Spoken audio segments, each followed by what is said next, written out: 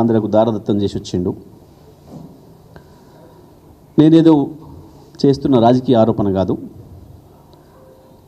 నిన్నటి వాళ్ళ సమావేశ తీరు, మొన్న సాయంత్రం ఏమో ముఖ్యమంత్రి ఆఫీస్ నుండి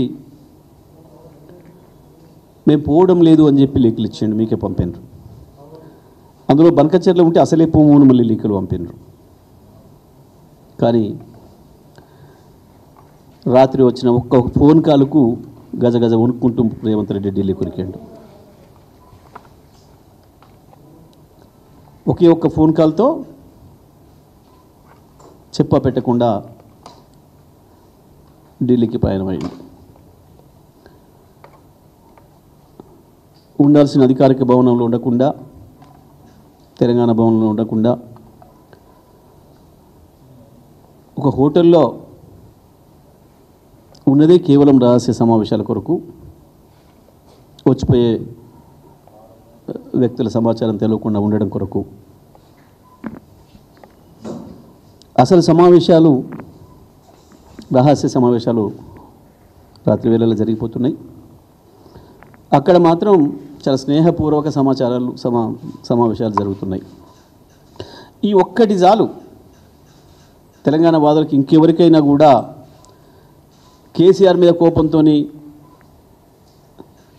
కాంగ్రెస్ చెంత చేరిన వాళ్ళు ఇంకెవరైనా ఉంటే కూడా వాళ్ళందరి కళ్ళు తెరిపించడానికి ఇదొక్కటి చాలు.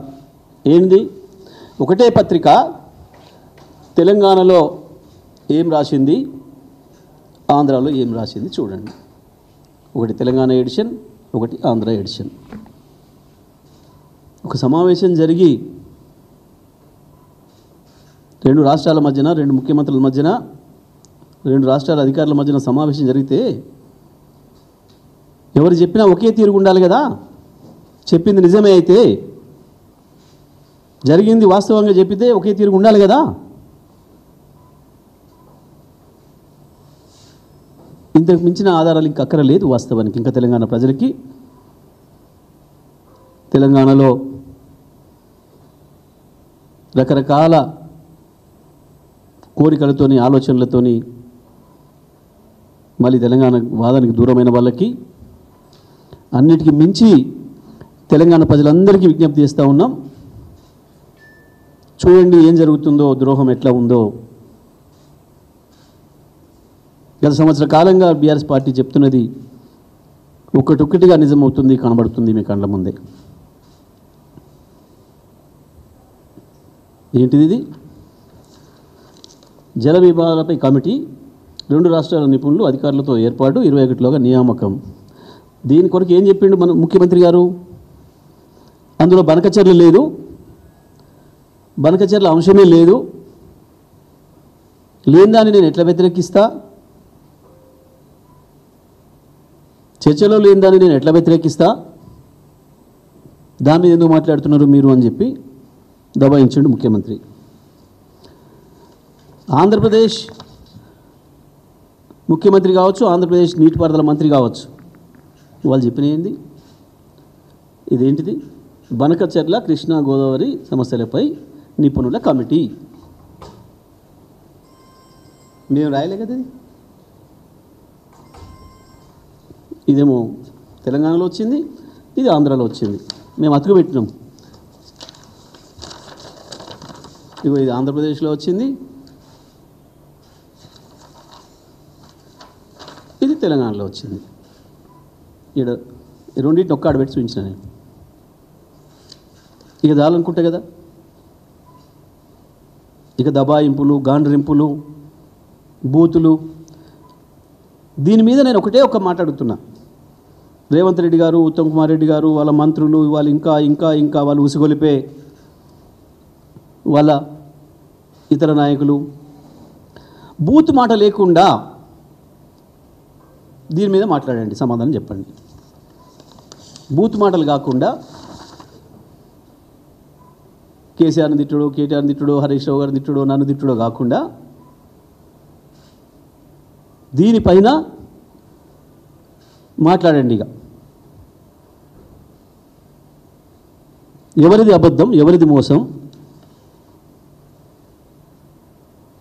చంద్రబాబు నాయుడు ఆంధ్రప్రదేశ్ ప్రజల్ని మోసం చేస్తున్నాడా, రేవంత్ రెడ్డి తెలంగాణ ప్రజల్ని మోసం చేస్తున్నాడా?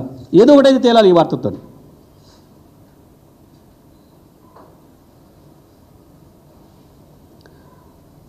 తెలంగాణను నడుపుతున్నది తెలంగాణ వాదులు కాదు, తెలంగాణ ఆత్మ లేనోళ్ళు, పరాయి వాడి చేతిలో కీలు బొమ్మలు తోలు బొమ్మలు అని చెప్పి మేము చెప్తున్న మాట నిజమని ఇవాళ మీకు స్పష్టంగా కనబడుతుంది తెలంగాణ ప్రజలకి.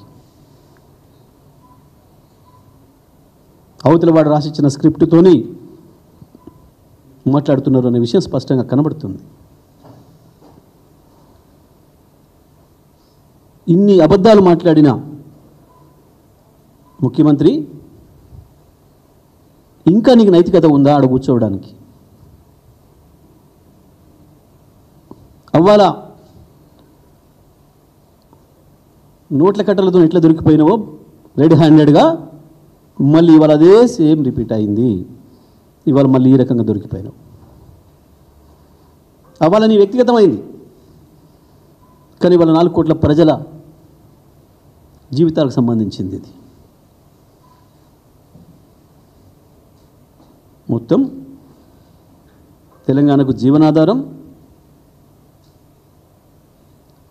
తెలంగాణను బతికి ఉంచగలిగిన ఏకైక ఆధారం గోదావరిని మొత్తం తీసుకుపోయి వాళ్ళ చేతులు పెట్టి ఏం సాధిద్దాం అనుకుంటున్నాను? ప్రజలు ఇచ్చిన అవకాశాన్ని ఇంత దుర్మార్గంగా వాడుకొని నీ రాజకీయ అవసరాలకు, నీ ఇతర అవసరాలకి ఒక్క ఫోన్ కాల్కు భయపడిపోతావా? ఏం చేస్తారు వాళ్ళు? తెలంగాణ ప్రజలు కదా నేను గెలిపించింది, ముఖ్యమంత్రిని చేసింది. నీ చీకటి దోస్తులు కాదు కదా. నీ చీకటి దోస్తులతో ఉంటే దావతులు చేసుకో, డబ్బుల మూటలు పంపించుకో, కానీ తెలంగాణ ప్రజల హక్కుల్ని దారాదత్తం చేసే అధికారం నీకు లేదు. నువ్వు నైతికంగా ఇవాళ ముఖ్యమంత్రి పదవిలో ఉండేదానికి అర్హత కోల్పోయినావు. ఇక దొరికిన తర్వాత కూడా దబాయింపు చేయడానికి కేవలం బూతులు లంఘించుకుంటావు, దాడుల కూసుగొలుపుతావు, లేదంటే మళ్ళీ కేటీఆర్కో ఇంకోరికో ఒక నోటీసు పంపించి మళ్ళీ పిలిపించి డ్రామాలు చేస్తావు. మీరు చూడండి, నేను చెప్తాను ఇప్పుడు సాయంత్రం నుంచే రేపటి నుంచి ఇంకొక డ్రామా మొదలు పెడతాడు. మళ్ళీ ఏసీబీ నోటీస్ అనో, ఈడనో, ఇంకోటనో కేటీఆర్కు ఏసీబీనే కాదు ఈడీ నోటీస్ అనో. ఎందుకంటే నేను రాత్రి మాట్లాడుకుంటున్న దాంట్లో అది కూడా ఉంది. కేవలం పదవిని కాపాడుకోవడం కొరకు.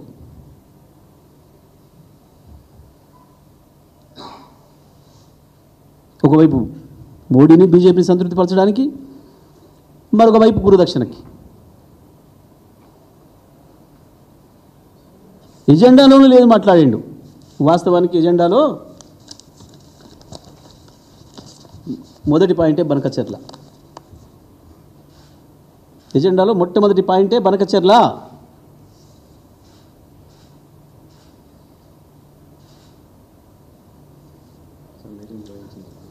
అసలు మీటింగ్కు దేనికి పోయినావు? ఎందుకు పోయినావు? నువ్వు డిమాండ్ చేయాల్సింది అపెక్స్ కౌన్సిల్ మీటింగ్ కొరకు. అపెక్స్ కౌన్సిల్ మాట్లాడడం లేదు. కేవలం వాళ్ళు చెప్పిన పద్ధతిలో ఆడుతూ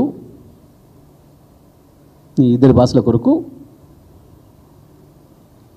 తెలంగాణ హక్కుల్ని దారాదత్తం చేస్తావా? తెలంగాణ భూముల్ని ఎండబెడతావా? తెలంగాణ రైతాంగాన్ని మళ్ళీ ఆత్మహత్యల పాలు చేస్తావా? మళ్ళీ వలసల పాలు చేస్తావా? మళ్ళీ బొగ్గుబావులు కూడా లేకుండా చేసిండ్రు. మళ్ళీ బొంబాయిలు దుబాయిల పాలా తెలంగాణ ప్రజల బతుకు.